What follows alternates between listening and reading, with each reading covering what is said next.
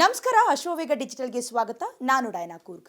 ನಾಯಿಗಳಿವೆ ಎಚ್ಚರ ಎನ್ನುವ ಬೋರ್ಡನ್ನು ಎಲ್ಲರೂ ನೋಡಿರ್ತೀರಾ. ನಾಯಿ ಅಂದ್ರೆ ಎಷ್ಟೋ ಜನರಿಗೆ ಭಯ ಕೂಡ ಹೌದು. ಯಾಕಂದ್ರೆ ಹುಚ್ಚು ನಾಯಿಯ ಕಡಿತದಿಂದ ರೇಬಿಸ್ ರೋಗ ಬರುತ್ತೆ ಅನ್ನೋದಕ್ಕೆ ಆಲ್ಮೋಸ್ಟ್ ಎಲ್ರಿಗೂ ಕೂಡ ಈ ವಿಷಯ ಗೊತ್ತಿರುತ್ತೆ. ರೇಬಿಸ್ ರೋಗ ಮಾರಕ ವೈರಸ್ ಕಾಯಿಲೆಯಾಗಿದ್ದು ಇದು ಮುಖ್ಯವಾಗಿ ಪ್ರಾಣಿಗಳಿಂದ ಮನುಷ್ಯರಿಗೆ ಹರಡುತ್ತೆ. ಇನ್ನು ಈ ಭೀಕರ ರೋಗ ಜನರ ಅಥವಾ ಮನುಷ್ಯರ ನರಮಂಡಲದ ಮೇಲೆ ಪರಿಣಾಮ ಬೀರುತ್ತೆ. ಮುಖ್ಯವಾಗಿ ಬೇಸಿಗೆ ಕಾಲ ಆರಂಭವಾಗ್ತಿದೆ ಅಂದ ಹಾಗೆ ನಾಯಿ ಕಡಿತದ ಪ್ರಕರಣಗಳು ಕೂಡ ಹೆಚ್ಚಾಗುವ ಸಾಧ್ಯತೆ ಇದೆ.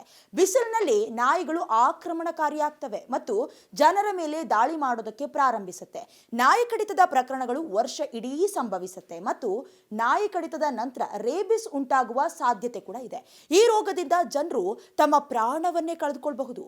ರೇಬಿಸ್ ಹೆಚ್ಚಾಗಿ ನಾಯಿಗಳಿಂದ ಬರುತ್ತೆ. ಪ್ರಾಣಿಗಳ ಲಾಲಾರಸವು ಮಾನವನ ದೇಹದ ಸಂಪರ್ಕಕ್ಕೆ ಬಂದಾಗ ವೈರಸ್ ಆ ವ್ಯಕ್ತಿಗೆ ಹರಡುತ್ತೆ ಹಾಗೂ ಈ ವೈರಸ್ ಸೋಂಕಿತ ಪ್ರಾಣಿಗಳ ಕಡಿತಗಳ ಮೂಲಕ ಹರಡುತ್ತೆ. ಇದು ನಾಯಿಗಳು, ಬೆಕ್ಕುಗಳು, ಬಾವಲಿಗಳು, ನರಿಗಳು, ನೀರು ನಾಯಿಗಳು ಮತ್ತು ಇತರ ಕಾಡು ಪ್ರಾಣಿಗಳು ಒಳಗೊಂಡಿರಬಹುದು. ನಾಯಿಗಳು ಮತ್ತು ಬಾವಲಿಗಳು ರೇಬಿಸ್ ಹರಡುವಿಕೆಯ ಅತಿ ದೊಡ್ಡ ಮೂಲಗಳು. ರೇಬಿಸ್ ಒಂದು ಮಾರಕ ವೈರಸ್ ಕಾಯಿಲೆಯಾಗಿದ್ದು ಇದು ಮುಖ್ಯವಾಗಿ ಪ್ರಾಣಿಗಳಿಂದ ಮನುಷ್ಯರಿಗೆ ಹರಡುವುದು. ರೇಬಿಸ್ ವೈರಸ್ ಜನರ ನರಮಂಡಲದ ಮೇಲೆ ಪರಿಣಾಮ ಬೀರುತ್ತೆ. ಜೊತೆಗೆ ಇದು ಮೆದುಳು ಮತ್ತು ಬೆನ್ನು ಹುರಿಯಲ್ಲಿ ಊತಕ್ಕೆ ಕಾರಣವಾಗುತ್ತೆ. ನಾಯಿ ಕಚ್ಚಿದ ನಂತರ ರೇಬಿಸ್ ವಿರೋಧಿ ಲಸಿಕೆಯನ್ನ ನೀಡದೇ ಇದ್ರೆ ಈ ರೋಗ ಸಾವಿಗೂ ಕೂಡ ಕಾರಣವಾಗಬಹುದು. ಇನ್ನು ರೇಬಿಸ್ ನಾಯಿ ಕಡಿತದಿಂದ ಮಾತ್ರ ಅಲ್ಲ, ಗೀರುವಿಕೆಯಿಂದ ಕೂಡ ಹರಡುತ್ತೆ. ನಾಯಿ ಕಡಿತವನ್ನ ನೆಗ್ಲೆಕ್ಟ್ ಮಾಡೋ ಹಾಗೆ ಇಲ್ಲ. ನಾಯಿ ಕಚ್ಚಿದ ತಕ್ಷಣ ಆಂಟಿ ರೇಬಿಸ್ ಲಸಿಕೆಯನ್ನ ತೆಗೆದುಕೊಳ್ಬೇಕು. ನಾಯಿ ಸಾಕು ಪ್ರಾಣಿಯಾಗಿರ್ಲಿ ಅಥವಾ ಬೀದಿ ನಾಯಿಯಾಗಿರ್ಲಿ, ಯಾವುದೇ ನಾಯಿ ಕಚ್ಚುವಿಕೆಯಿಂದಲೂ ರೇಬಿಸ್ ಹರಡುತ್ತೆ. ಅಷ್ಟೇ ಅಲ್ಲ, ನಾಯಿ ಮಾನವನ ಗಾಯ ಅಥವಾ ಕಡಿತವನ್ನ ನೆಕ್ಕಿದ್ರೆ ರೇಬಿಸ್ ವೈರಸ್ ದೇಹವನ್ನ ಪ್ರವೇಶಿಸಿ ಸಾವಿಗೂ ಕೂಡ ಕಾರಣವಾಗಬಹುದು. ರೇಬಿಸ್ ತಡೆಗಟ್ಟೋದಕ್ಕೆ ರೇಬಿಸ್ ವಿರೋಧಿ ಲಸಿಕೆ ಕೂಡ ಸಿಗತ್ತೆ. ನಾಯಿ ಕಚ್ಚಿದ ಕೆಲವೇ ಗಂಟೆಗಳಲ್ಲಿ ಆಂಟಿ ರೇಬಿಸ್ ಲಸಿಕೆಯನ್ನ ನೀಡಿದ್ರೆ ರೇಬಿಸ್ ಅನ್ನ ಆರಾಮಾಗಿ ತಡೆಗಟ್ಟಬಹುದು.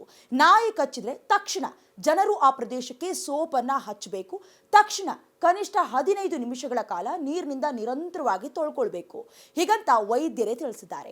ನಾಯಿಯ ಲಾಲಾರಸದಿಂದ ಬರುವ ರೇಬಿಸ್ ವೈರಸ್ ಅನ್ನ ಸೋಪಿನಿಂದ ತೆಗೆದು ಹಾಕಬಹುದು ಅಂತ ಕೂಡ ಹೇಳಲಾಗುತ್ತೆ.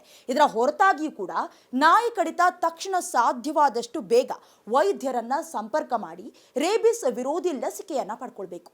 ಯಾರಾದರೂ ನಾಯಿ ಕಚ್ಚಿದ್ರೆ ಒಟ್ಟು 5 ಡೋಸ್ಗಳ ರೇಬಿಸ್ ವಿರೋಧಿ ಲಸಿಕೆಯನ್ನ ನೀಡಲಾಗುತ್ತೆ.